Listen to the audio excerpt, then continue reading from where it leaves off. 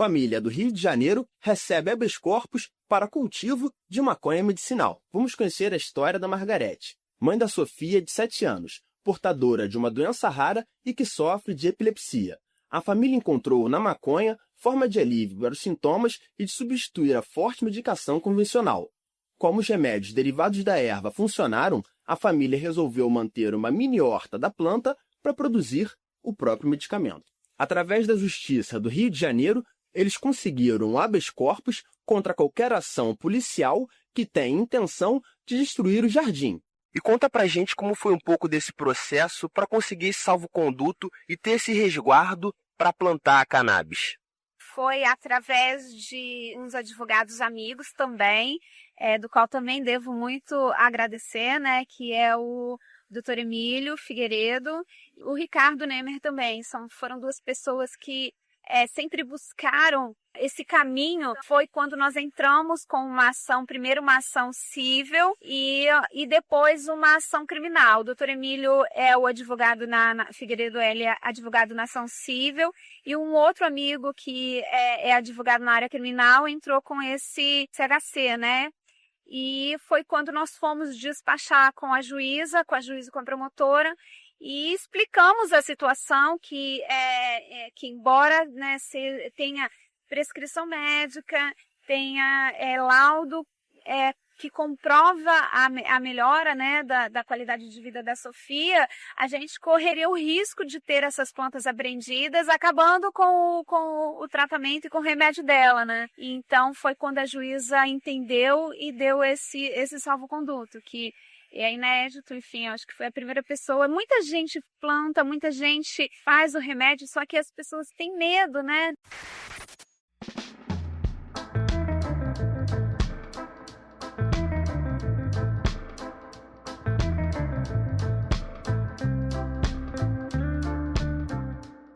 Um salve para quem me escuta, eu sou Ingrid Rodrigues e estou chegando com mais um episódio do Maconhômetro Debate, esse projeto do Cannabis Monitor em parceria com a Plataforma Brasileira de Política de Drogas, que tem a proposta de contextualizar, aprofundar temas relevantes envolvendo a maconha, a política de drogas e o antiproibicionismo no Brasil e no mundo.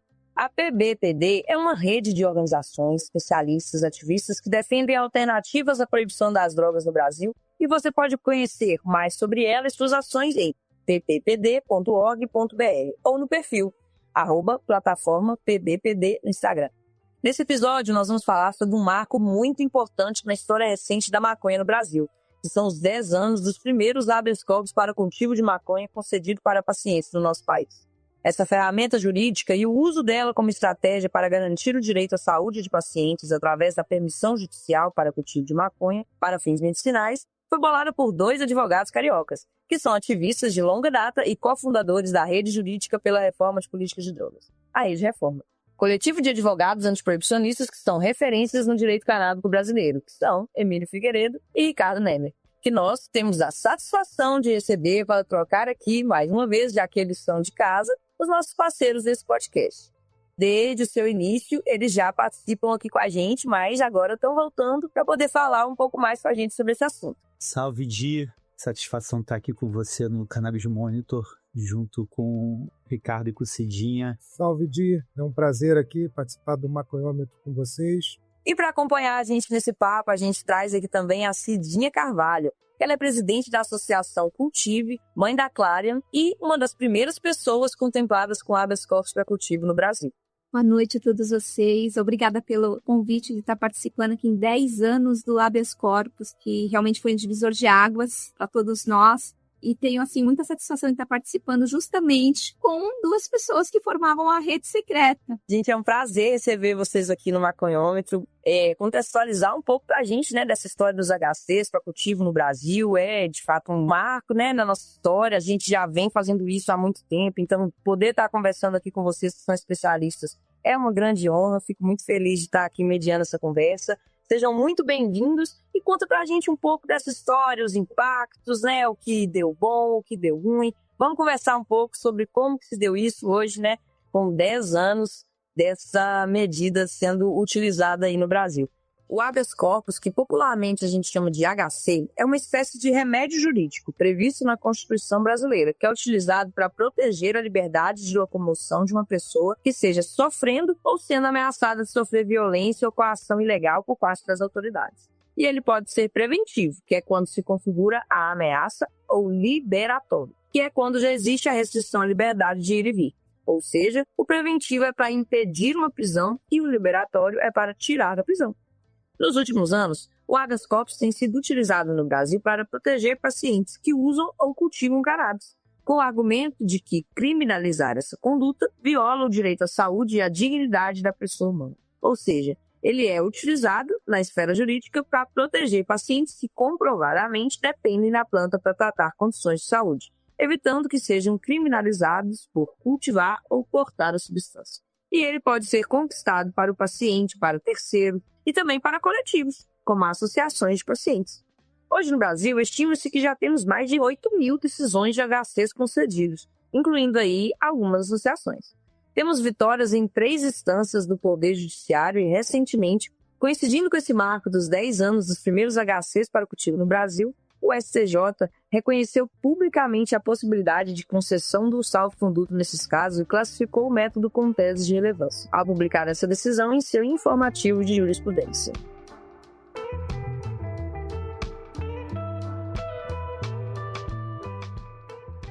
Então, gente, feita essa introdução básica do tema para o nosso ouvinte, eu queria começar ouvindo de vocês como que surgiu essa história na vida de vocês. Como que era o contexto de vida de vocês, como que foi o início de tudo isso, como que vocês pensaram isso, como que isso apareceu como uma possibilidade. Qual a expectativa que vocês tinham naquele momento, assim, em um contexto, né, de 10 anos atrás, com um proibicionismo muito mais latente, né?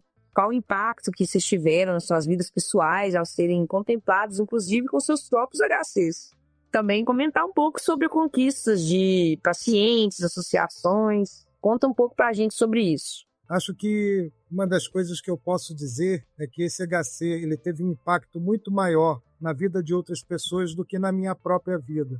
Eu e Emílio, nós nos conhecemos há 15 anos atrás, aproximadamente, um pouquinho mais. Antes de ter HC, nós já plantávamos. Além de plantarmos, a gente tinha uma rede de amigos, e foi quando a gente começou com a rede secreta, na qual a Cidinha, né, fazia parte, a Clarion também, a filha da Margarete e outras crianças, outros pacientes do Brasil. E a gente sempre teve, né, eu e o Emílio, debatendo sobre possíveis teses, não só o habeas corpus, mas outras medidas judiciais. Só que até a sociedade estar madura, né, para enfrentar esse debate, levou algum tempo. Levou aí pelo menos uns 6 anos. Né, além da sociedade ter que estar madura para o debate, também foi necessário.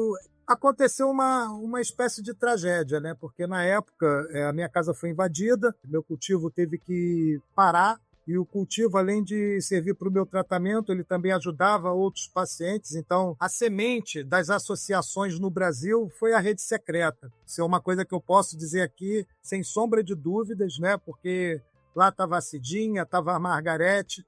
No início, houve uma disputa, né, um estranhamento entre as mães e os usuários, porque algumas mães, não a Cidinha, né, diziam que os usuários estavam querendo usar as doenças das crianças para legalizar o baseado, e a Cidinha foi uma das pessoas que colocou a cara e, inclusive, confrontou outras mães, explicando que aquilo ali era um ato beneficente. E que elas, né, as mães, vendo que a gente estava em risco, cultivando e traficando ali, como a gente dizia, por amor, porque a gente sequer naquela época cobrava o SEDEX. A gente inventava nomes de remetentes, botava lá Armando Flores, Rua da Solidariedade 420, e a gente mandava isso para os pacientes, e esses pacientes eles recebiam esse tratamento. E é isso. É o que eu tenho para dizer aqui para iniciar essa conversa. Quero ouvir aí a Cidinha, se ela complementa aí mais alguma coisa, o Emílio também, e vamos levando o debate. Antes do habeas corpus, a nossa realidade era, eu e o Fábio, nós entramos nessa causa em 2013. Em 2014 a gente estava cultivando ilegal, mas a gente não entendia nada de maconha, e onde nós chamamos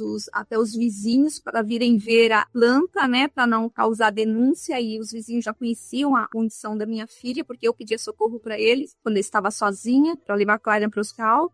E assim, e foi quando realmente surgiu a Rede Secreta, e a Rede Secreta foi um alívio, assim, que quando eu importei pela primeira vez pagando $500, né, algo que era completamente incompatível com a minha realidade financeira, e eu tenho muita gratidão a essa Rede Secreta, porque ficou doando para nós por 3 anos, né, e nós tentando cultivando, as plantas não iam para frente. Foi quando o Fábio ele fez até um curso com o grupo, e as plantas começaram realmente a ir para frente. E nisso, e quando veio o habeas corpus, foi um impacto profundo em nossas vidas, né? Foi uma vitória, não simboliza somente uma vitória legal, mas foi o renascimento de esperança, assim, não só para nós, mas para várias outras famílias, né? Porque aí gerou uma jurisprudência também, embora tenha sido a terceira mãe no Brasil a conseguir o habeas corpus. Tenho toda a gratidão ao Emílio, ao Ricardo Nemer por isso, porque eles fizeram justamente sem cobrar absolutamente nada.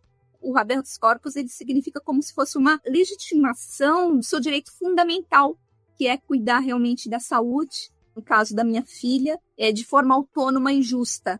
Foi libertador, entender que a partir daquele momento o juiz estava me dando, a mim e ao Fábio, assim, olha, agora você não vai depender mais de nenhuma indústria, nem do Estado e nem de terceiros. Então, era um remédio que realmente estava trazendo alívio para minha filha, assim como até hoje, minha filha numa condição de síndrome de Dravet, uma epilepsia severa com risco de morte súbita, onde os prognósticos eram que a minha filha não chegaria na adolescência, e a Rede Secreta fez mudar o destino desse prognóstico. E o habeas corpus ele trouxe a legitimação desse cuidado, onde realmente mudou a nossa vida e acaba sendo um símbolo de resistência, né, de enfrentamento, onde o direito à saúde e aos nossos corpos acabam sendo reafirmados com esse habeas corpus. E acabou se tornando uma ferramenta de luta, provando realmente que nós podemos e conseguimos cultivar uma planta, extrair o remédio de forma doméstica, dentro das boas práticas, com nível seguro.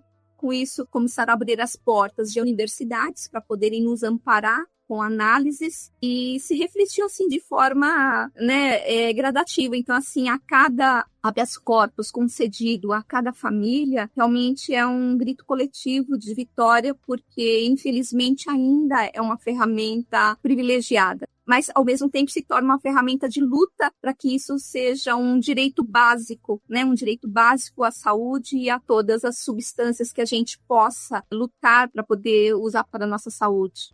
Essa história, né, essa celebração aí de 10 anos do habeas corpus é muito importante, acho que entender, né, que há 10 anos vem plantas crescendo sem ser criminalizadas, sem ser objeto de crime aqui no Brasil, né? Então, depois de muitos anos, né? Muitos e muitos anos que o cultivo de maconha era criminalizado e abriu aí uma frechinha, ainda algo muito pequeno, né? Como a Cidinha falou, algo muito elitista, mas algo que temos que celebrar, né? Há 10 anos atrás o Ricardo ficava falando na minha cabeça, tem que ser habeas corpus, tem que ser habeas corpus. Eu falo, cara, não, a gente é civilista, vamos de ação civil, vamos jogar em casa. Eu entrei com ação civil para Cidinha, a gente não ganhou. Entrei com um pedido de alvará pro Gilberto, a gente não ganhou. E aí, depois de tomar na cabeça 2 ferramentas jurídicas, o habeas corpus abriu tanta porta que hoje já existe ação civil de cultivo e existe também alvará de cultivo.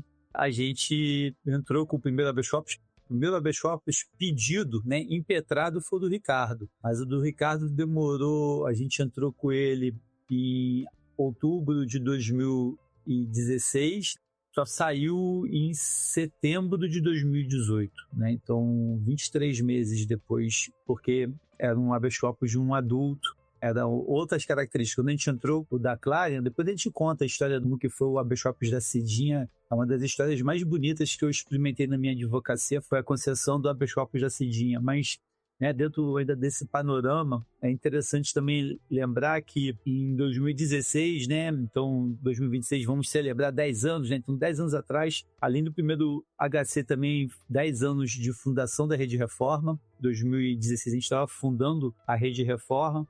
Em 2016 também aconteceu o Encontro Nacional de Coletivos e Ativistas Antiproibicionistas lá em Recife, foi o ENCA, um baita encontro.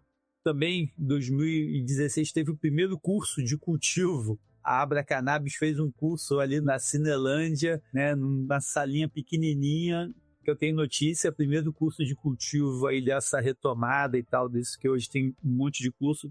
Mas isso tudo só aconteceu porque também, não há 10 anos atrás, mas há 15 anos atrás, em 2011, foi julgado a DPF da Marcha da Maconha, Quando teve a Marcha da Maconha de São Paulo, que choveu bomba, que a polícia meteu a porrada, se não me engano, a polícia do Alckmin ainda, a gente tem que lembrar aí quem era o governador de São Paulo em 2011, mas choveu bomba na Marcha da Maconha de São Paulo, e aí foi proibida, e saiu então a Marcha pela Liberdade, o Supremo Tribunal julgou, então também vão ser 15 anos de liberdade de expressão, garantidas aí, graças ao movimento da Marcha da Maconha.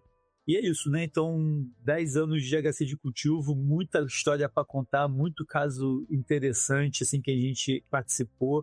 Também muitas crises, infelizmente tem gente que usa do habeas corpus como subterfúgio para fazer negócio, achando que está passando batidão, mas infelizmente o habeas corpus é avisar as autoridades que está cultivando, então, quem vai por esse caminho não me parece muito inteligente. Então é isso, 10 anos de HC, Ricardo, o cara que me convenceu com muito jeitinho, com muita gritaria.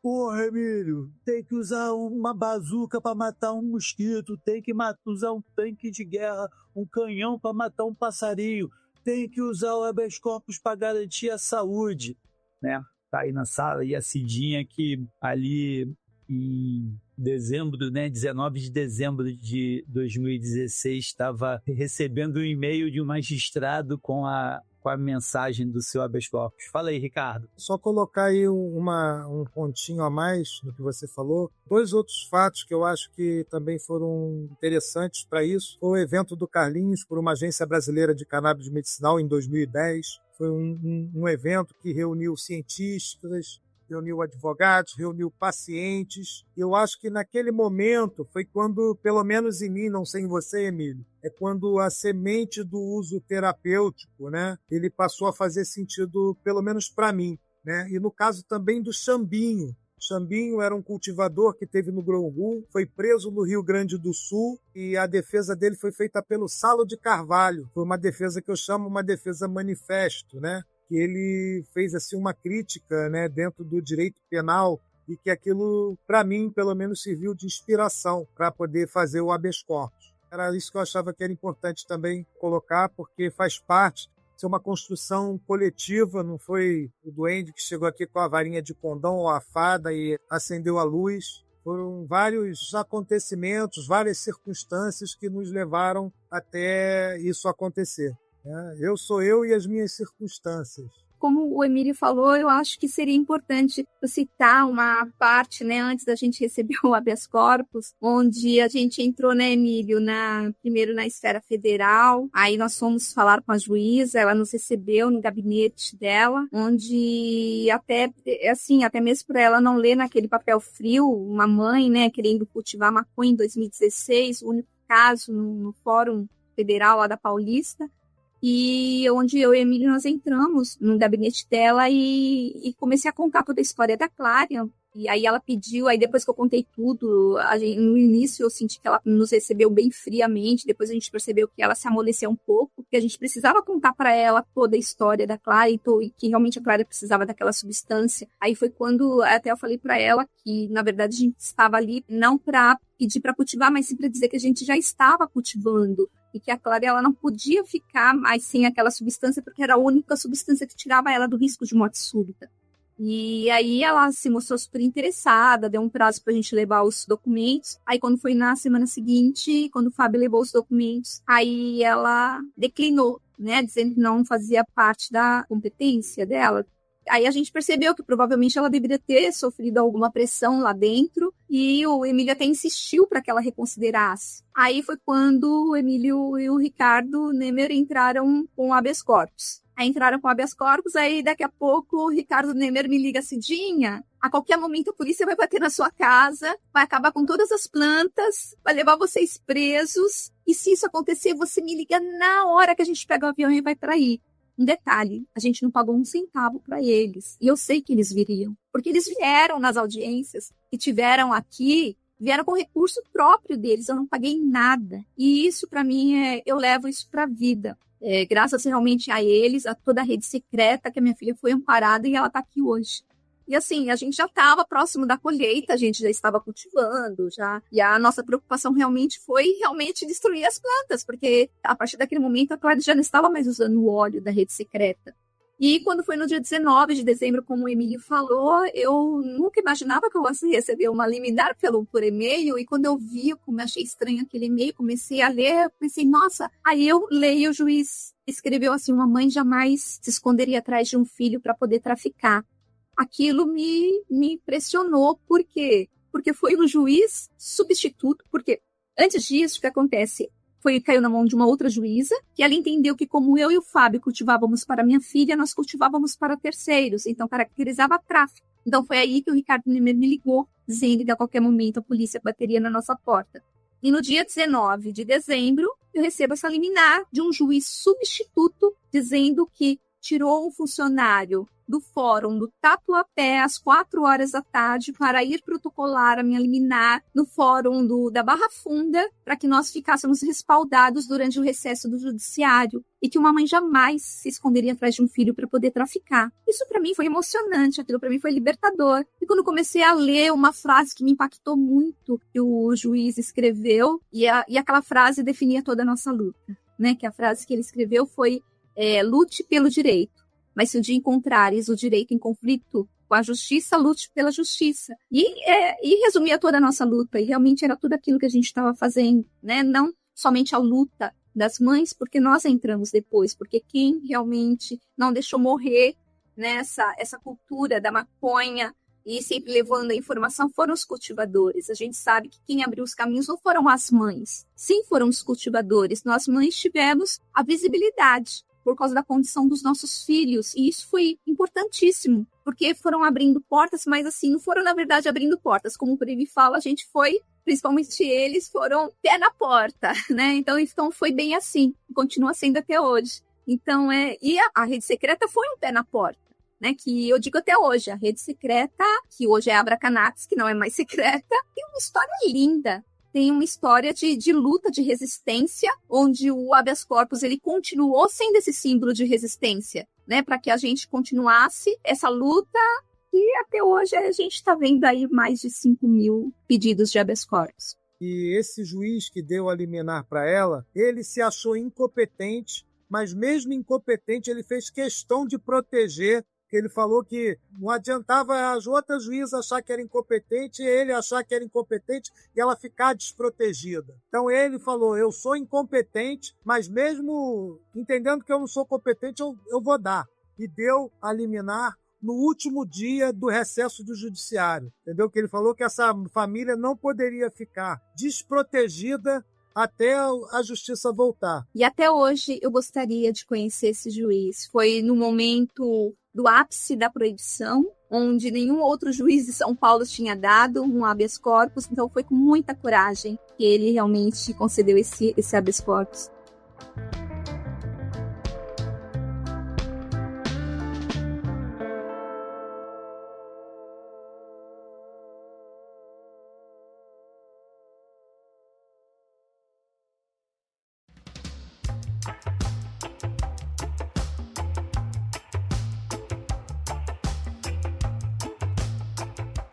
Ouvindo vocês, eu fiquei, inclusive a Cidinha comentou, me conta um pouco sobre essa rede secreta, né, como que era isso. A gente sabe que há 10 anos atrás era um contexto muito mais complicado, né, a gente tinha que ficar muito mais escondido do que hoje em dia. Então conta um pouco pra gente dessa rede secreta, fiquei curiosa aqui, vai. Bom, primeiro que em 2013, quando eu vi o caso da Charlotte Figi, com a mesma síndrome da minha filha, vi a maconha antes e depois como ela ficou, aquilo para mim eu fiquei impressionada, porque qualquer coisa que eu visse que pudesse tirar minha filha do risco de morte súbita, porque a minha busca era essa, né? Porque até então não tinha nada que pudesse, que trouxesse a cura, tal, mas uma mãe está sempre atrás da cura. Mas enquanto não vinha a cura, eu buscava realmente um alívio para eu poder mudar esse prognóstico que minha filha tinha. Então, em 2014, foi no começo, quando eu consegui importar de um valor absurdo, que eu tinha certeza de que eu não ia conseguir dar continuidade. Eu peguei o de meu salário das férias que eu tinha no banco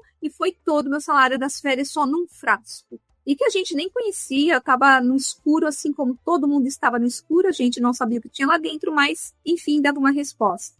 Aí foi quando teve o simpósio, o 4º simpósio de maconha medicinal internacional do Dr. Carlini, que eu fiz questão de participar desse simpósio, foi onde eu conheci o Dr. Ricardo Ferreira. Eu sabia que ele fazia parte de uma rede secreta. E eu contei o caso da minha filha para ele, pedindo, pelo amor de Deus, me ajuda, porque eu não vou conseguir dar continuidade para minha filha, tal. Contei toda a história para ele, foi quando ele falou, olha, você consegue buscar no Rio de Janeiro todo mês? Eu falei, eu não, mas meu marido consegue.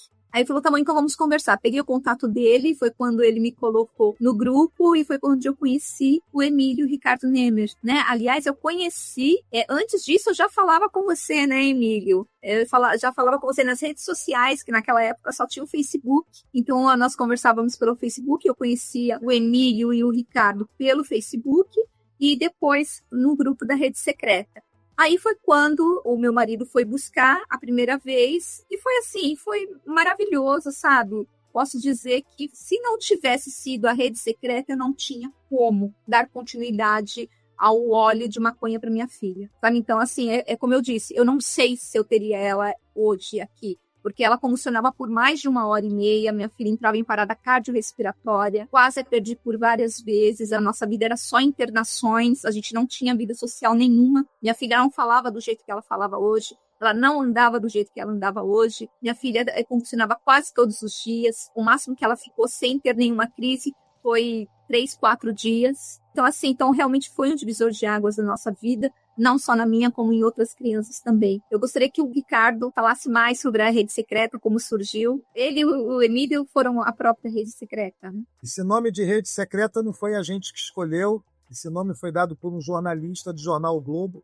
Nós éramos cultivadores, amigos aqui no Rio de Janeiro, então a gente cultivava todo mundo para uso pessoal e toda maconha excedente que nós não utilizávamos, nós fazíamos o remédio, a gente se reunia na casa de um amigo nosso e fazíamos as paneladas. A gente pegava ali, fazia de uma forma muito artesanal esse remédio e um dia o repórter do jornal O Globo foi fazer uma reportagem sobre esses amigos que faziam essa ação social, né, e chamou a rede de Rede Secreta. E depois que isso aconteceu, apareceu também no Fantástico.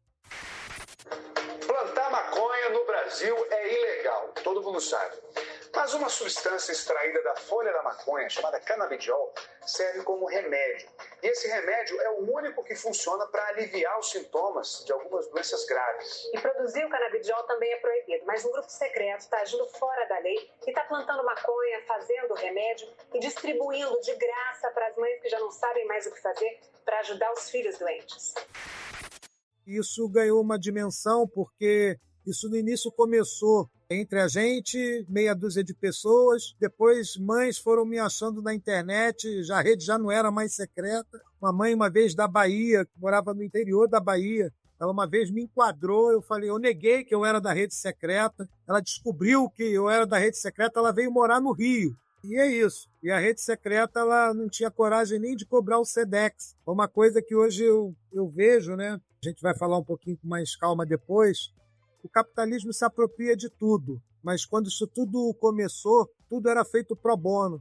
Os habeas corpus eram feitos pro bono, os óleos eram entregues pro bono, e hoje isso virou uma mercadoria, infelizmente, tanto o habeas corpus como o próprio remédio. A Rede Secreta, o nome dela é da Rede Compromisso, né, Ricardo? Todo grower ali daquele grupo de amigos tinha um compromisso de pelo menos cultivar uma planta a mais para doar e fazer remédio. E isso durou entre 2011 e 2014. Em 2014 saiu essa reportagem no Globo. A reportagem abria assim: a rede secreta de cultivadores formada por advogados, engenheiros e médicos. Aí mais embaixo vinha uma carinha, né, minha carinha lá na reportagem. Advogado Emílio Figueiredo. Eu não tinha nem como negar, Ricardo, porque saía que tinha advogados. E Essa é com voz de pato rouco, você botou a cara. Saiu no domingo, na segunda-feira tinha fila na porta do meu escritório de gente querendo ajuda, né? E querendo remédio, querendo ajuda, querendo acolhimento. E naquele momento, assim, eu tinha um escritório de advocacia que não tinha nada a ver com isso. E mesmo assim acolhi todo mundo, fiz vários amigos ali naquele momento, ajudei, né, na medida do possível. Acabou que a Rede Compromisso, ela começou a ajudar tanta gente que ficou insustentável financeiramente. A gente não conseguiu achar uma forma de manter ela ativa financeiramente, porque cada vez aparecia mais gente. Como o Ricardo falou, era isso: a gente pagava o Sedex, a gente pagava o frasquinho, a Flora por conta da rede. E o nosso ganho mesmo tinha um limite nisso, né? Nossa capacidade de puxar isso, né? O quanto que a gente ganhava com outras coisas. E acabou, né? A rede secreta acabou, virou Abra Cannabis, né? Acabou se instituindo também dentro da dinâmica de luta, que várias disputas, mas é legal que o tempo passou e hoje todo mundo defende o cultivo caseiro, né? É engraçado pensar que há 10 anos atrás tinha gente defendendo óleo importado e defendia que CBD não é cannabis. Se cannabis não é maconha, que cânhamo não é maconha, que cânhamo de CBD medicinal. Começava um monte de camadas de proteção argumentativa, né? A pessoa não podia falar que estava fazendo uso terapêutico da maconha, ela tinha que falar que ela usava CBD, né? Para quem não tem intimidade com o tema, parece que é outra coisa, só que é a mesma coisa. Interessante ver todo o amadurecimento, 11 anos depois, 11 anos depois das primeiras associações, 10 anos depois do habeas corpus, onde o movimento social em torno do uso terapêutico da maconha chegou, né? Eu acho que há uma coesão muito grande, embora há diferenças. Tem gente que tem interesse desse lado mercadológico que o Ricardo falou. Se lá atrás o mercado era regulado pela dádiva, né? Então a gente disputava quem entregava mais. Quanto a gente tem mais a oferecer, né? A gente ia naquela lógica do dar, receber e retribuir. E hoje não. Hoje o mercado é organizado pelo dinheiro mesmo, né? Infelizmente chegou nesse lugar. O capitalismo não tem para onde correr sobre isso. Mas é interessante ver como que a rede secreta realmente é uma inspiração, aí, um início aí desse associativismo em torno da maconha aqui no Brasil em 2026. Outra coisa que é interessante falar sobre o habeas corpus, né, que muito embora ele seja uma medida penal, né, ele tirou as pessoas da sujeição criminal e trouxe as pessoas para a sujeição civil, para a cidadania, né, porque infelizmente, muito embora o artigo 196 diz que a saúde é um direito de todos e um dever de Estado, o Estado criminaliza cuidar da própria saúde. E aí a gente usou, que foi o que eu sempre falei para o Emílio, que a gente ia usar uma bazuca para matar o passarinho, né? Porque o direito penal ele é considerado a última ratio, a última razão, né? A primeira razão é a educação, a segunda razão é a moral, a terceira razão é o direito civil, o direito administrativo, e a última razão é o direito penal. E o Estado usou o direito penal para poder proibir as pessoas de cuidar da própria saúde. Então a gente usou essa medida para dizer que quem cultiva para cuidar da saúde, ele está agindo sob o manto da excludente de ilicitude.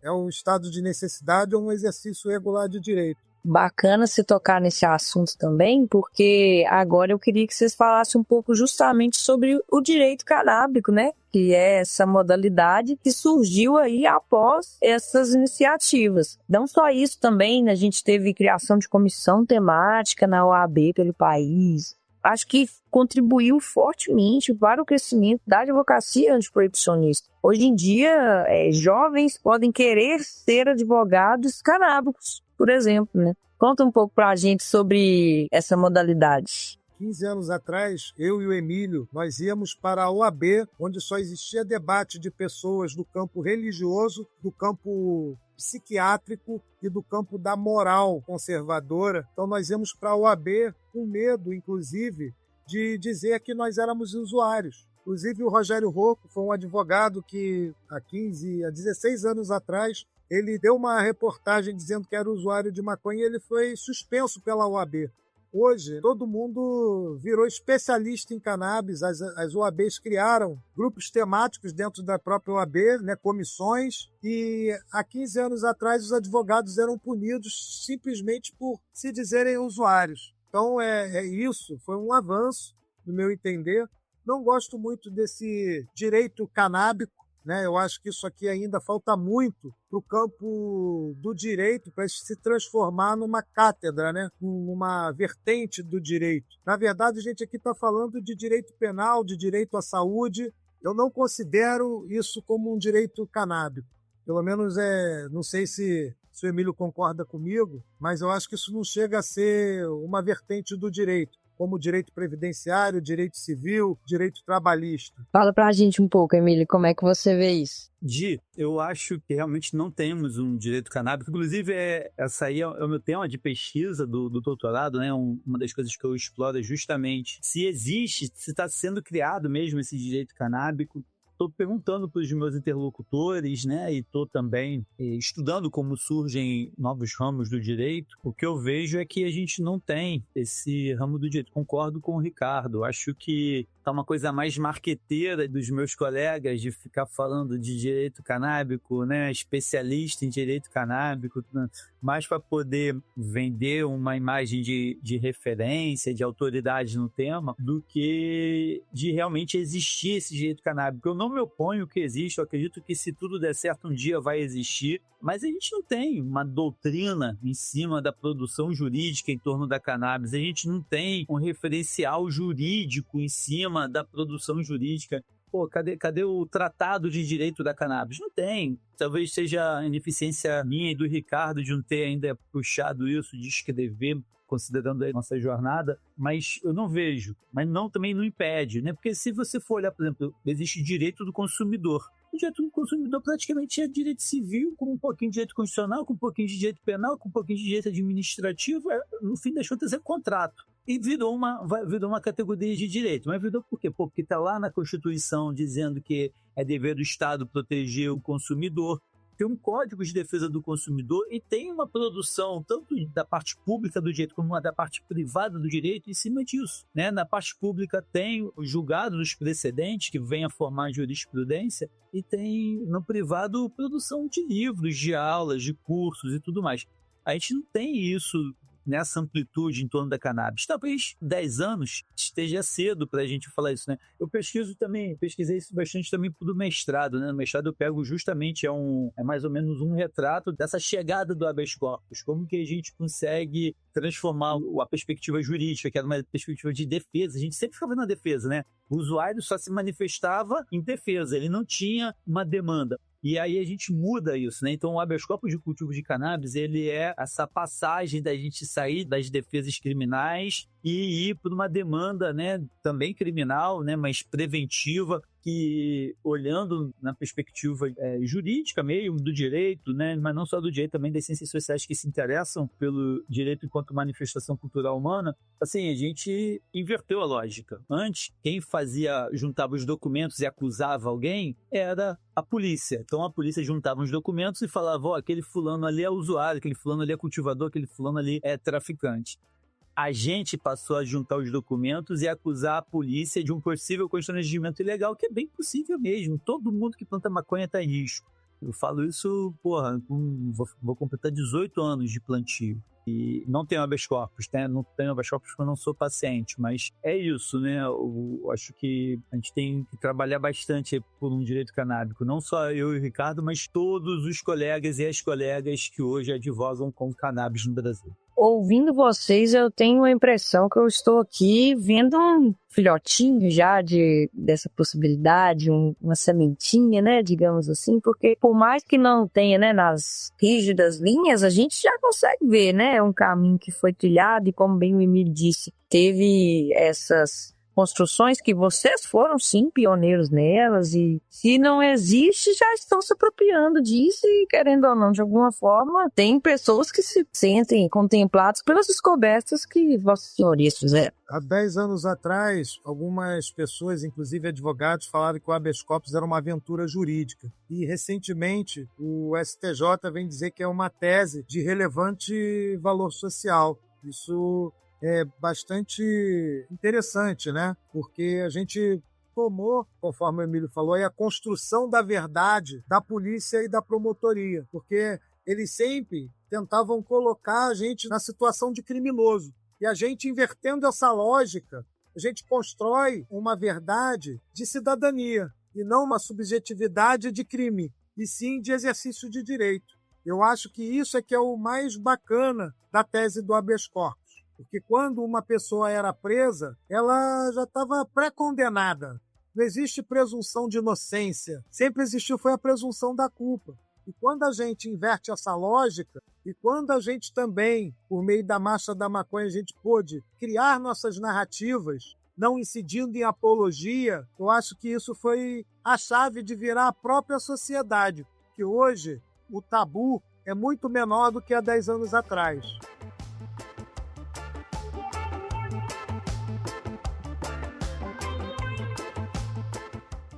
Falando um pouco sobre fragilidades, né? A gente sabe que teve também HCs que caíram. Queria que vocês contassem um pouco para a gente sobre como que é a relação da estabilidade jurídica do paciente.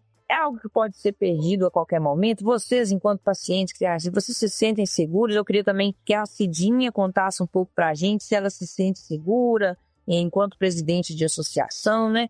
Como que é o futuro do habeas corpus no Brasil? Será que com a regulamentação da maconha, que contemple o direito ao autocultivo, ao cultivo associativo, talvez não seja mais necessário os habeas corpus? Bem, quanto a essa pergunta, se eu me sinto segura, a única vez onde eu fiquei realmente bem preocupada de perder o habeas corpus foi quando recorreram, lembrei, aqui em São Paulo, e você, o Emílio e na época o João também, vieram e participaram da audiência onde eu levei a Clária e sentamos, eu, Fábio e a Clária, de frente para os magistrados. Que inclusive até mesmo o Ricardo que até sugeriu isso, e eu pensei, nossa, realmente temos que fazer isso, porque eles vão julgar uma menina que é incapaz, além de ter seu déficit cognitivo, neurodivergente, numa condição de uma síndrome incapacitante, eles têm que ver realmente quem que eles estão julgando. E naquele momento foi maravilhoso, eles realmente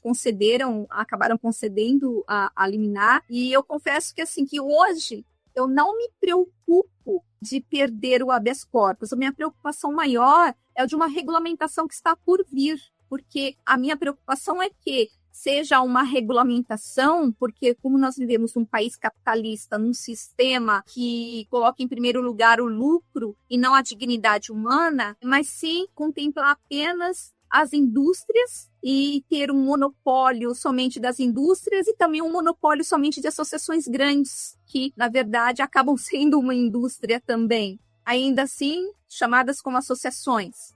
Então, eu luto por uma regulamentação que seja ampla, inclusiva e justa. E quando eu digo justa, é realmente que não tenha nenhum tipo de monopólio, nem indústria e nem de associações grandes, e sim que contemple a todas as associações, independente do seu porte, e que leve também esse empreendedorismo da cannabis também nas favelas, em todas as comunidades, para ver que realmente é uma ferramenta, assim como mesmo o próprio Breve, o Ricardo acabou me falando, me passou até um artigo onde já foi constatado que a maconha é uma planta que tem mais de 2.000 utilidades para a pessoa humana. Então, que todos nós façamos uso desse direito, Se veio da natureza, então é o direito de todos nós. Então, a minha preocupação maior é numa regulamentação. O habeas corpus, ele é uma situação que a gente chama no direito como rebus sic stantibus. Esse é o nome em latim, que é enquanto durar essa situação. Ou seja, a partir do momento que o Estado regulamentar o cultivo caseiro, a gente vai ter que, todos nós que temos habeas corpus, se adequar ao que vier a regulamentação. No início, os habeas corpus eles não tinham prazo. Por exemplo, o meu não tem prazo, o da Cidinha não tem prazo. O habeas corpus é uma construção jurisprudencial. O habeas corpus, quando começou, ele não precisava de laudo agronômico, ele não precisava de laudo de farmacêutico. Só que o que acontece? O capitalismo ele se apropria de tudo. Vamos falar aqui dos problemas do habeas corpus. Conforme a Cidinha falou, A gente não cobrava habeas corpus, só que a gente começou a formar um monte de advogados, passamos a tese para um monte de advogados, a gente pagava para advogar para as pessoas, e aí um monte de pessoas se dizia especialista e cobrava caro por um habeas corpus. E a gente que gastou dinheiro, que investiu tempo, passamos a tese para todo mundo, a gente só teve coragem de cobrar o primeiro habeas corpus em 2019 a 2020, eu não lembro. E foi até um paciente da Cultive, Cidinha, não sei se você sabe disso, que ele falou, eu sou empresário, eu quero que vocês façam um habeas corpus para mim e eu posso pagar. O pai dele falou, eu vejo vocês viajar, vocês vêm para cá dar curso, pagam a própria passagem. Falou assim, eu posso pagar. E me cobraram tanto para fazer um habeas corpus, eu quero fazer com vocês, que vocês são os melhores. Sabe? Falou assim e a gente falou, realmente, vamos parar para pensar, ele pode pagar, iria pagar para outro, e aí a gente começou a cobrar. O primeiro habeas corpus que a gente cobrou foi nessa condição. E a gente, inclusive, quando a gente criou ali a Rede Reforma, eu e o Emílio, a gente criou a Rede Reforma exatamente para isso não ficar individualizado, para a gente não aparecer como os criadores da tese, tanto que a tese ela foi divulgada pela Rede Reforma. A gente sempre fez questão disso, de ser algo, uma construção, conforme a gente falou. Não foi a gente que inventou. O habeas corpus foi criado por causa de uma construção coletiva, necessidade das pessoas, nossos debates com outros advogados, a gente vendo os reflexos dentro da sociedade. E a gente cobrou exatamente por causa disso. A gente viu que o capitalismo estava se apropriando da nossa tese, agrônomos vendendo laudos, farmacêuticos vendendo laudos, pessoas vendendo cursos de cultivo, que a Abra Cannabis e a Cultive sempre fizeram gratuitos. O que eu lamento hoje, tanto do associativismo canábico como do habeas corpus, são essas duas questões. O capitalismo se apropriou disso tudo. Realmente, assim, o habeas corpus, ele não é eterno, ele, como o Ricardo fala, ele não é um super trunfo. O habeas corpus, ele depende de vários fatores, e ao longo desses 10 anos, a gente teve realmente altos e baixos. Pensar que entre 2018 e 2021, a gente não precisou chegar, por exemplo, a Brasília com os habeas corpus, a gente resolvia tudo no próprio estado.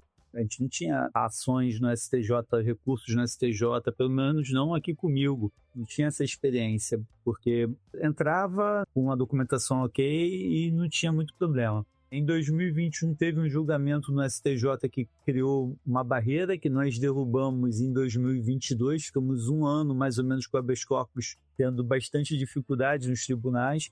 Depois, em 2023, teve uma situação criminal envolvendo o habeas corpus que também prejudicou bastante, Foi uma situação bem midiática e que muitos magistrados passaram a desconfiar da boa-fé de quem pedia habeas corpus. E aí agora a gente está conseguindo restabelecer a confiança das autoridades nos pedidos de habeas corpus. Mas é isso, segue sendo uma luta. Volto a dizer, que habeas corpus não protege comércio, Então não adianta achar que, faço aqui um movie, faço um gamezinho de leve, vou pedir um habeas corpus para poder me proteger. Não vai proteger, pelo contrário, tenho visto várias decisões recentes onde as autoridades comprovam que houve um abuso de direito por parte de quem tem habeas corpus e estava fazendo comércio de flor e é pego fazendo isso. Houve casos de que as penas saíram muito maiores do que o normal. Os próprios sentenciantes, quem deu a sentença diz, o réu tentou ludibriar a justiça ao pedir um habeas corpus para comercializar. Então, tem uma situação aí que precisa tomar cuidado. Concordo com a Cidinha que a gente tem um risco gigante de vir uma regulamentação excludente que desconsidere toda a luta em torno da cannabis aqui no Brasil, a luta dos usuários, dos cultivadores, dos ativistas, dos pacientes, e que queiram dizer agora que isso é algo que tem que ser só vendido em farmácia e quem cultiva que vai reclamar em outro lugar. Então a gente precisa ficar em cima, cobrar das autoridades essa coerência sócio-histórica, e se vai regulamentar, tem que regulamentar para quem realmente botou a cara e não um bando de bundão de jaleco que acha que mercantilizar a saúde humana é um grande negócio, que é a turma aí das farmacêuticas. Então, assim, ainda há muito risco Minha sugestão é sempre que quem for pedir habeas corpus saiba que o habeas corpus vai ter um aviso para as autoridades, saiba que tem que seguir com acompanhamento médico, porque aquilo ali não é uma brincadeira, né? Vamos ali pedir um habeas corpus. É algo muito sério, está movendo o poder judiciário e isso não pode ser uma brincadeira.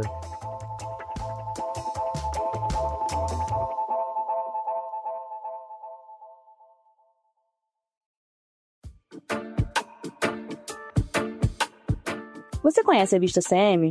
A Vista CM é a loja do Cannabis Monitor. Nela, você veste a moda 420 e ainda fortalece o nosso corre, pois parte do lucro das vendas ajuda a financiar os projetos do Cannabis Monitor, incluindo o podcast Maconhômetro.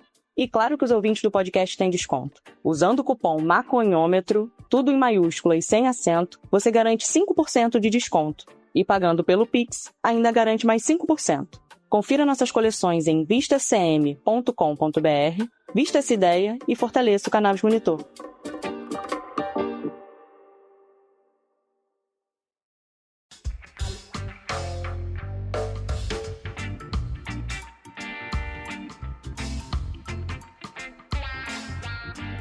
Para além de garantia de direitos, nesse início da história que vocês tiveram, que vocês faziam muito habeas corpus de graça, hoje em dia também acaba retratando a própria desigualdade no Brasil em relação à obtenção deles. Porque para poder você ter o dinheiro para pagar o advogado, o próprio tempo para fazer a reunião dos documentos, né, o médico, organizar tudo isso, organizar um histórico médico, organizar os laudos, enfim. Nós vamos falar um pouco mais à frente a respeito dessas questões, dos critérios para fazer o habeas corpus, mas acaba não sendo um tanto quanto escancarado na questão da desigualdade no Brasil. Quem tem o habeas corpus e quem não tem? Comenta um pouco pra gente sobre a visão de vocês dentro disso. A gente luta para transformar esse privilégio em direito de todos, né? Eu acho que a gente faz tentativas de que as decisões judiciais sejam válidas para todos, né? Aquelas decisões chamadas erga omnes, né? Com efeitos gerais, para não ficar precisando entrar com esse monte de ação.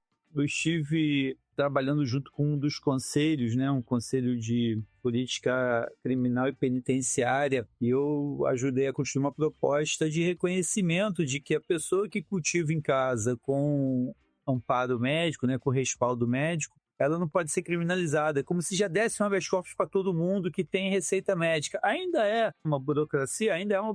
Eu mesmo não tenho receita médica e isso não garantiria a minha paz, por não ser paciente. Mas iria garantir paz para muita gente. Para muita gente que hoje podem ter um acompanhamento médico para o uso da cannabis enquanto um remédio, né? Usar a maconha enquanto uma ferramenta terapêutica. Mas é isso, a gente segue tentando acabar com o HC para que ele deixe de ser privilégio de uns e passe a ser direito de todos. É uma situação que eu vou dizer para você. É uma loteria, tá? Depende do juiz que isso cair. Tá? Depende um pouco de talento do advogado, um pouco de sorte do paciente. E ainda vou dizer mais, é uma burocracia inenarrável. É mais fácil hoje você ter, por exemplo, um aparelho de raio-x que tem césio ali dentro, é uma coisa nuclear, do que você conseguir um habeas corpus. É mais fácil você ter uma arma e tirar um CAC para poder matar do que você ter planta na sua casa. Entendeu? E são poucos juízes que conseguem ter a sensibilidade de que aquilo ali é só uma planta. Então, hoje, o que acontece? Além de ter uma burocracia de documentos, existe uma burocracia de laudo agronômico, custa dinheiro, pagamento do advogado custa dinheiro, entendeu? Laudo farmacêutico, curso de cultivo, curso de extração. E aí, a gente transforma um direito em privilégio. Essa é a realidade, entendeu? Como tudo no Brasil, o direito, ele vira um privilégio, porque a gente historicamente, não tem o costume de distribuir justiça, entendeu? A gente só distribui privilégios. Eu acho que falta muita conscientização, sabe, de que hoje a única porta aberta que nós temos é o judiciário, que é com o habeas corpus. Então, falta conscientização de muitas pessoas que já têm esse habeas corpus e entender que essa luta ela é coletiva, quebrando paradigmas, sabe, de uma proibição que acontece há mais de um século, que muitas pessoas continuam sendo encarceradas, continuam sendo criminalizadas, sabe? Enquanto a indústria está lucrando, ironicamente, pelo mesmo motivo. E, infelizmente, falta conscientização disso, porque muitos acabam usando o habeas corpus como uma forma, assim, é um momento de a gente enriquecer. Vamos lucrar, mesmo que a gente passe por cima de outros, e não estão nem aí, sabe? E com isso acaba trabalhando para ter mais desigualdade dentro da própria luta, criando um sistema dentro da própria luta, que além da gente ter que combater o próprio sistema de um país, a gente tem que também combater esse sistema dentro da própria luta.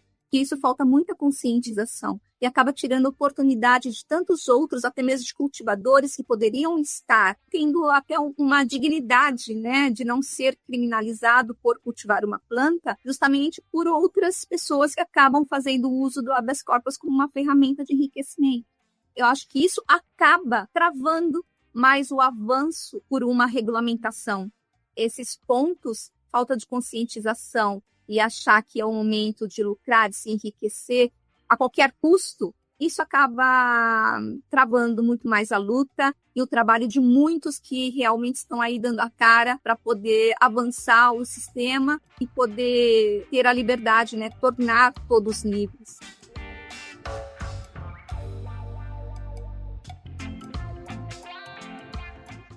A gente está chegando aqui no finalzinho do nosso papo, mas antes da gente finalizar, eu quero fazer mais uma pergunta para vocês, porque dizem por aí que o HC é uma receita de bolo com alguns ingredientes específicos, caso a caso. Então, eu queria que vocês talvez dessem umas dicas assim para as pessoas que estiverem ouvindo a gente, colocar talvez o que vocês poderiam dentro dessa receita que vocês mesmos foram uns dos criadores, né? Claro que ela foi se aperfeiçoando e, enfim, em alguma medida se elitizando, como bem disse o Ricardo agorinha mesmo, mas se trazer um pouco para a gente quais são os requisitos para quem gostaria de reivindicar na justiça um habeas corpus cultivo de maconha para fins medicinais. Então, não há uma receita de bolo, não é manual, não é uma fórmula mágica. Quem fala isso ou quer menosprezar o trabalho, né? E hoje é bem mais tranquilo do que era. Imagina, 10 anos atrás, bater na porta do juiz e dizer que seu cliente está plantando maconha em casa e que quer um habeas corpus preventivo. Hoje essa situação está bem mais amena, porque já chegou no STJ. Essa decisão do STJ agora de dezembro, né, do dia 9 de dezembro, ela não é a primeira decisão do STJ desse tipo. O STJ vem tendo decisões assim há muitos anos, pelo menos desde 2020, o STJ tem decisões sobre habeas corpus e quem procurar nos informativos vai achar 5 informativos com precedentes favoráveis no STJ sobre cultivo de cannabis. Mas assim, o advogado que acha que isso é uma fórmula mágica, eu acho que é bom já começar a procurar outra, né? Porque espero que, como eu disse na resposta anterior, o habeas corpus acabe, que se torne um direito de todo mundo. Ninguém mais precisa de habeas corpus. É ridículo precisar procurar um advogado para cultivar uma planta, né? Exercer um direito natural, cuidar da própria saúde, precisar de advogado. Me causou estranheza há 10 anos atrás e me causa estranheza hoje. Mas é isso, né? Tem que ser um trabalho feito com muito zelo. Eu acho que é sempre interessante perguntar para o advogado, né? Ô doutor, se der merda, posso ligar para o senhor? Se ele falar que sim, tá tudo certo. Se não falar, realmente é melhor procurar outro colega. Mas é isso, não tem facilidade não. O habeas corpus segue sendo luta. Bom, a primeira coisa é pesquisar o advogado que ele arruma. Tem advogados aí fazendo sorteio de habeas corpus, vendendo kit de HCs, né, que aí já você paga ali R$ 3.500, você já tem já o kit, R$ 4.000. E vou dizer para vocês, o cara tá pegando esse pouco dinheiro para aprender com o seu caso. É uma aventura, porque ele está pegando ali, geralmente essas pessoas não têm experiência, a gente tem casos aí que as pessoas às vezes nem advogado entendeu? E está fazendo habeas corpus. Então eu digo o seguinte, a primeira coisa é você conhecer bem, procurar pesquisar quantas ações esse advogado tem, quantos casos ele já conseguiu resolver, se nesse valor engloba primeira instância, segunda instância e tribunais superiores, que às vezes o cara chega ali com uma continha e depois no final sai um contão. Se essa assessoria ela engloba, se a polícia for fazer uma diligência na casa dele. Então, acho que isso é o mais importante, ele procurar saber se o advogado dele está legal na OAB, né? Pesquisar se a OAB dele está com algum problema. Tem advogados aí com OAB até cassada porque fizeram barbeiragem. E para os advogados que querem aprender mais sobre isso, se interessam no assunto, que dica que vocês poderiam dar assim para os seus parceiros que estão começando?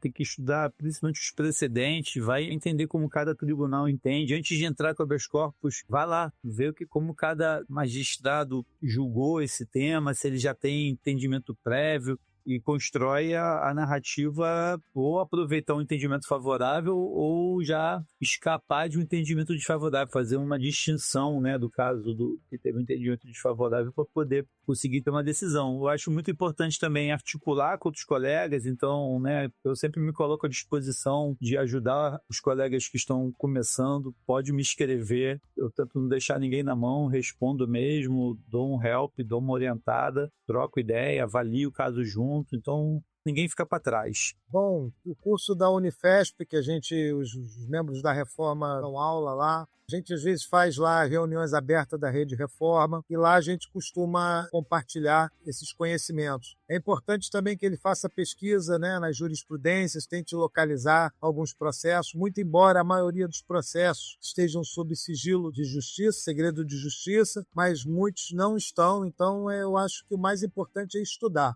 Entendeu? Estudar, ter responsabilidade, ter ética, porque hoje em dia muitas pessoas estão tendo habeas corpus indeferido, porque muitas pessoas elas estão querendo fazer do habeas corpus, que é para cuidar da saúde, um negócio. Seja montar uma associação, seja até fornecer para terceiros. E isso é um problema. Conforme eu falei, o capitalismo se apropria de tudo, e o habeas corpus não é uma exceção. Eu também gostaria de dizer para os advogados, né, que queiram trabalhar com isso, que existe uma linha muito tênue, né, quando você não tem cuidado de observar o uso que o seu cliente vai fazer do habeas corpus dele, é que existe uma linha muito tênue entre o advogado e o comparsa, entendeu? No desvio de finalidade desse habeas corpus.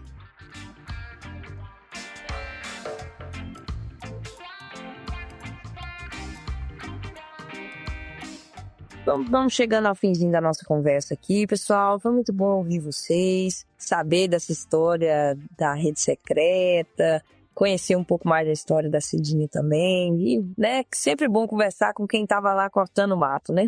Nunca deixa de ser uma história muito boa, tanto para a gente ouvir quanto para ter registrado aqui. Agradeço muito a presença de vocês, agradeço muito terem aceitado o convite e caso queiram agora, podem deixar as considerações finais aí para quem ficou ouvindo a gente até o finalzinho. Eu gostaria de falar também que o habeas corpus, ele, além de tudo isso que a gente falou, eu acho que nos deu mais força na questão política, sabe? Foi como um grito de liberdade num sistema assim que historicamente oprime, encarcera, criminaliza e continua insistindo nessa criminalização e nos silenciar. O habeas corpus ele acabou se tornando assim, um símbolo da história coletiva, assim, de todas as pessoas que foram afetadas e continuam sendo por essa luta, embora ele seja ainda um privilégio para poucos. Então ele vem quebrando assim, muitas correntes do passado que permite com que a gente possa lutar para erguer a nossa voz e reivindicar o nosso lugar de fala, sabe, tanto na política, no Senado, no Congresso, nas universidades, na medicina. É uma ferramenta que ela promoveu e continua promovendo uma transformação não só de saúde individual, sabe, mas também numa visão coletiva para que as pessoas possam refletir mais sobre a liberdade, sobre a justiça social, sobre uma reparação histórica e sobre o respeito às escolhas pessoais do que a gente quer usar. Fortalecer a nossa luta, até mesmo para que não seja uma opção como última escolha, né? E sim que seja a primeira e de livre escolha. Então, é uma ferramenta que abriu também espaço para a própria população poder refletir em todo esse efeito devastador que a proibição causa em todas as vidas e principalmente nas pessoas mais vulnerabilizadas. E eu quero agradecer ao Maconhômetro, ao Gustavo, a Di, a todos vocês pelo convite, por estar aqui compartilhando. Bom, quero agradecer ao Maconhômetro aí pela oportunidade, dizer aqui aos ouvintes, né, que se pensarem em tirar um habeas corpus, tenha bom senso, tanto no uso, no advogado que você vai escolher, nos documentos. É importante também os médicos que você vá que eles não só sejam sérios, como eles pareçam ser sérios. Você pegar lá uma receita com folhinha de maconha, isso não passa credibilidade para um juiz, entendeu? Um médico ele tem que parecer ser sério. Senão vai pegar lá um desembargador, um juiz conservador, ele vai falar isso aqui é uso recreativo, isso aqui não é um uso terapêutico. E você vai perder o dinheiro que você pagou para o médico, o dinheiro que você pagou para o advogado. Então você, advogado que pega uma receita de um médico com uma folhinha, devolve porque você está prejudicando o seu cliente, entendeu? Médico, se você tem carinho pela sua carteira, saiba que muitos advogados que estão fazendo isso estão respondendo no Conselho de Ética do CRM. Então eu estou falando isso, pode parecer que eu esteja querendo fazer aqui um policiamento moral, mas dentro da nossa experiência, a gente tem visto que muitas pessoas, por se emocionarem pela legalização da maconha, achando que aqui virou a Califórnia, nós estamos mais próximos de uma Filipinas do que de uma Califórnia. Tá? A gente está no Brasil, foi o último país que acabou com a escravidão. E é sobre isso. Valeu, Di, valeu, Cidinha, valeu, Ricardo, valeu, Maconhômetro, valeu, Cannabis Monitor, uma satisfação estar aqui. É isso, né? São 10 anos aí dessa iniciativa do habeas corpus preventivo para cultivo de cannabis com fins medicinais, como queiram chamar.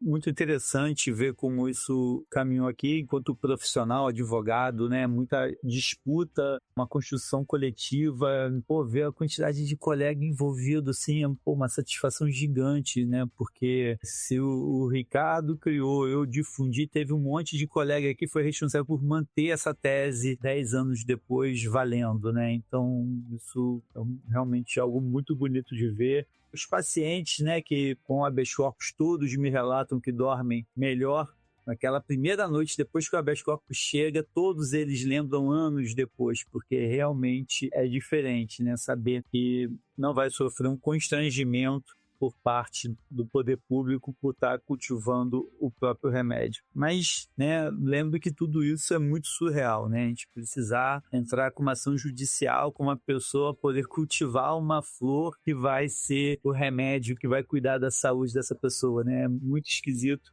Eu tenho muita dificuldade de explicar isso para minha filha. Minha filha é de 9 anos, ela não entende. Pai, como que você tem que defender uma pessoa que vai usar uma flor? Mas no fim das contas é isso. Eu acho que está tudo mudando, né? Eu acredito que o cultivo doméstico não para de crescer no Brasil e a tendência é que realmente o habeas corpus seja só uma página nessa história e que a gente parta para outros desafios jurídicos e sociais aqui no Brasil. Valeu, galera. Valeu demais, galera. Muito obrigada por tudo. E é isso, pessoal. Chegamos ao fim de mais um Maconhômetro Debate. Dessa vez repercutindo o marco dos 10 anos do primeiro habeas corpus para cultivo de maconha concedido no Brasil. Com os pioneiros disso tudo, os advogados Emílio Figueiredo e Ricardo Nemer e a Cidinha Carvalho, uma das primeiras contempladas no país. Muito obrigada a você que ficou até aqui com a gente chavando esse tema tão relevante. Espero que tenha curtido e aprendido tanto quanto eu. Compartilha com quem você acha que vai se interessar em aprofundar esse debate político e ativista sobre a maconha, a luta antiproibicionista e as políticas de drogas no Brasil. E se você vê relevância nesse trabalho que fazemos e tem condições de somar, considere apoiar o podcast Maconhômetro. Curte, compartilha e vende Pix também pelo e-mail contato@cannabismonitor.com.br. Qualquer quantia é bem-vinda. Eu sou a Ingrid Rodrigues e fico por aqui. Você me encontra nas redes pelo perfil Comunicannabis_. Um salve pra geral e até o próximo debate.